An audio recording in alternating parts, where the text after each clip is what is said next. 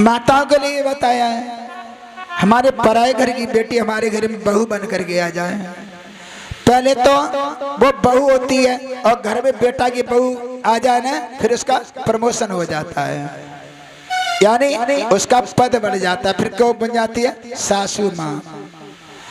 और सासू माँ जब बन जाती है, पराये घर की हमारे घर में बेटी बहू बन करके आती है ना, तो फिर उसको ऐसे रखना चाहिए यानी पलकों के बीच में एक नेत्र होता है।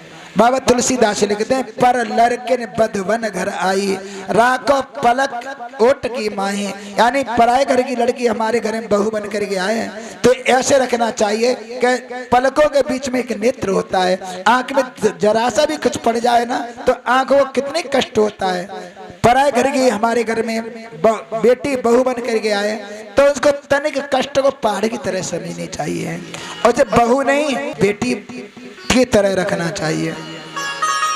वो बहू भी तुम्हारे घर में आती है, उसके लिए भी दायित्व बनता है कि उसको भी एक माँ को छोड़ करके आती है तो उसे दूसरी माँ मिलती है, वो सासू माँ नहीं, फिर अपनी माँ की दृष्टि से उसे देखनी चाहिए।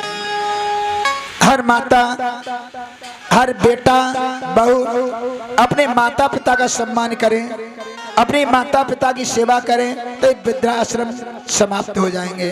वृद्धा आश्रम को कोई अहमियत महत्व नहीं देगा। आज वृद्धा आश्रम को महत्व दे रहे हैं, अहमियत दे रहे हैं। क्यों दे रहे हैं? कि उनके माता पिता उनके बच्चे माता पिताओं को बुढ़ापे में घर से बाहर निकाल देते हैं। कभी कभी देखा होगा बच्चों की मजबूरियां हो जाती हैं। वैसे हम छोटा बच्चा होता है ना तो हम छोटे बच्चों को अपने सारे अरमानों पर पानी फेर लेते हैं। हम बच्चों की सारी पूर्तियां करते हैं, बच्चों को पढ़ाते हैं, लिखाते हैं, सारे खर्चे कम कर देते हैं, लेकिन बच्चों को पढ़ाने में बिल्कुल कंजूसी नहीं करते।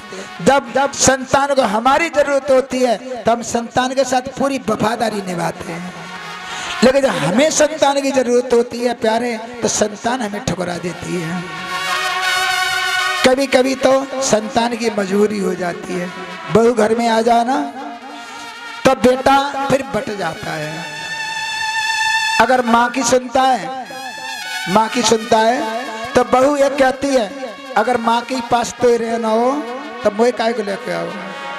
जब माँ की गोदी में बैठी हो, जब माई के पास, और वो अपनी पत्नी की सुनता है तो माँ कहती है तो मजनुआ है वो, बाई ने जन्म दो, बाई की गोदी में बैठ जाके, तब बच्चे का मरना हो जाता है। इधर न सुने तो उधर की बुरा, उधर न सुने उधर की बुरा।